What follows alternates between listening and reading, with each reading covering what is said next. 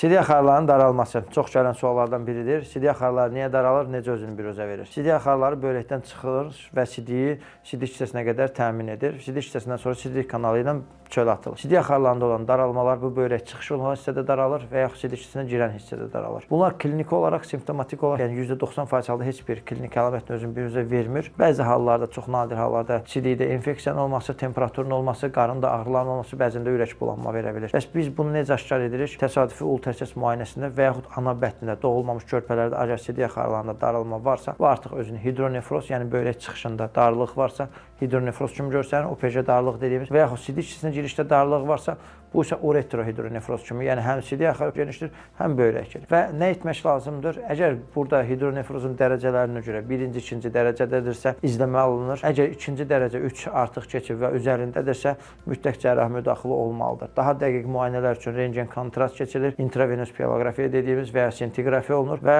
cərrahi müdaxilə. Müdaxilə darlığı götürərək axar təkrar böyrəyə tikilir və yaxud sidik hissəsini tikərək bu problem aradan qalxır. Təşəkkür edirik.